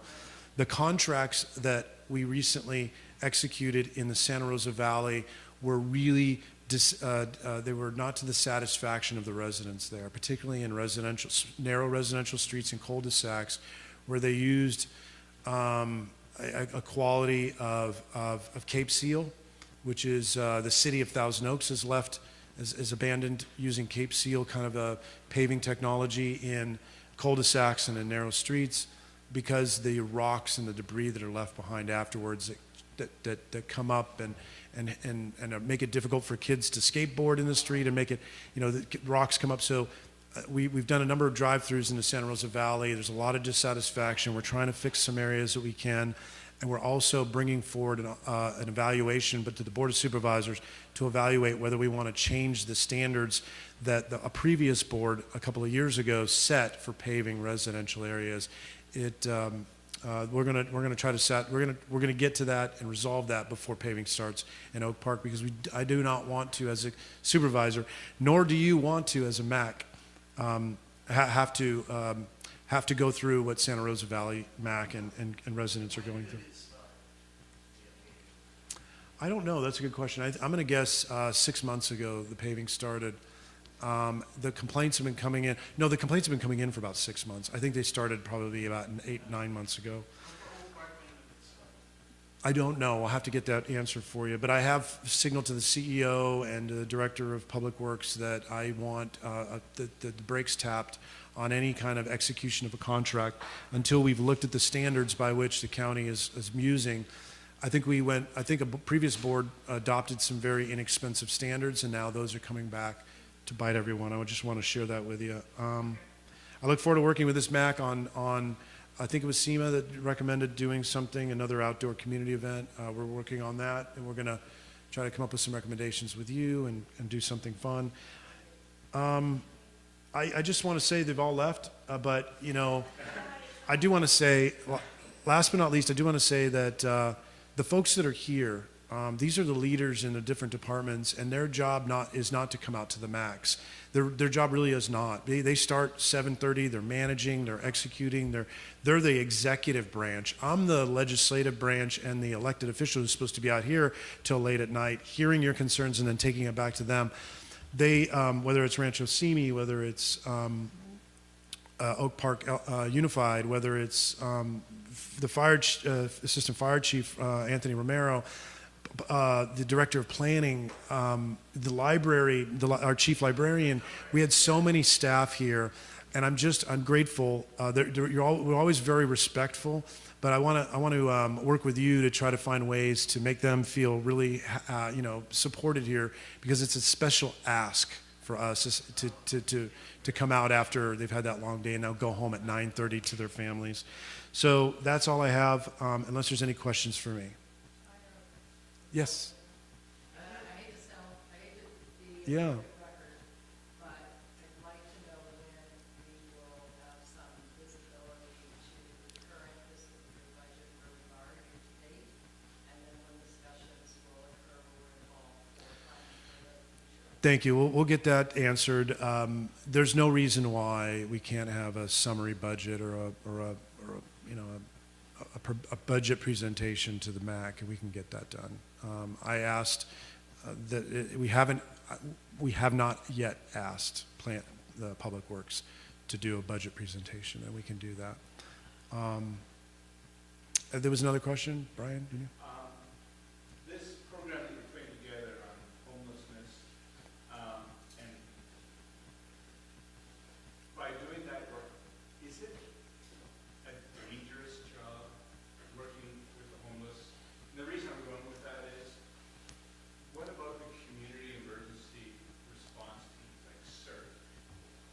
Citizen volunteers that are trained on safety and emergency, could they be trained to assist a county in doing some of that work? It would be pro bono. Yeah, we've looked at some of the other volunteers in policing. There's other organizations out there, CERT. There are other organizations we work with, community-based organizations who are embedded with our vulnerable populations officers and now this new team of homeless liaisons. So yes, we are trying to do that. Here's the challenge though, is that most of the time an issue comes to the attention is through a 911 call. And an officer really has to respond to some of those, right? And we can send people out, but they don't really know what they're getting into, because a lot of the times it's like there's somebody blocking the entrance to my restaurant, or sometimes it's, I know that there's people living in the culvert behind my house. It's difficult for us to get volunteers or non-sworn folks to go when they don't know. They just don't know. A lot of them will go if there is a deputy sheriff with them, but it really you have to have that presence. And so we've got to create those teams. Yes. Seema. Just an idea currently about that whole Oak Park Elementary School traffic problem. We're still paying for volunteers and policing. So would it be possible to, I know because CHP can't be out there all the time, they're trying their best, Yeah. they're out there all the time. But can we have them there sometimes? They're in cars, I think, that are marked. And maybe their hours are different, but if for this big problem we're having right now, maybe they can be out there from mornings a week or afternoons a week doing pickup.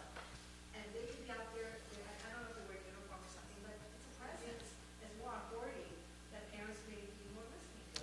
That's right. That's a good, usually we got that presentation a few months ago where they told us about how they schedule volunteers in policing.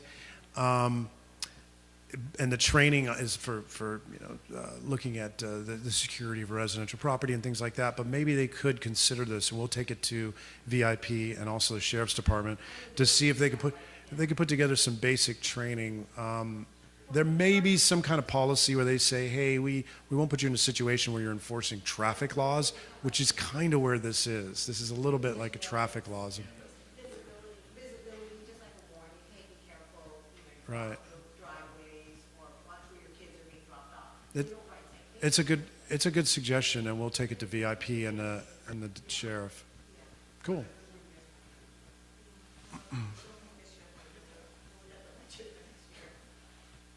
And the last thing is I apologize for the technical. It's so funny. We did training on all this equipment with my staff this week in my office on Tuesday, and everything worked perfectly. And then, of course, when the bright lights of this happened and we're visible to the public, it always just happens this way. Murphy's Law. But we're going to get it wickered, and it'll be perfect next time. Thank you. There's a member of the public, Ruben. I just want to say thank you, Supervisor and the office, for always being engaged with the community. We truly appreciate it. I try to be. Thank you. I appreciate it. One last item, the MAC signage, basement signage, closure of black meetings. One last agenda Actually, we've got two quick things that I wanted to bring up to the MAC, and both of them address marketing the MAC and getting more and more people to attend and be involved from the community. And the first one would be, we have printed up, 10 of these signs, and what we're going to ask you to do, they're double-sided, they are waterproof, and what we're going to ask you to do is to please, each member of the MAC, take 2 of these, retain them, and the week before the MAC meeting, put them wherever you want, where you think there's going to be traffic and where you think people will observe them. Yes, you can do them as long as if you want to put it on private property, you have to ask the permission of the owner. Otherwise, anything that is county property, medians in the middle of the road, places like that, you are more than welcome to put them.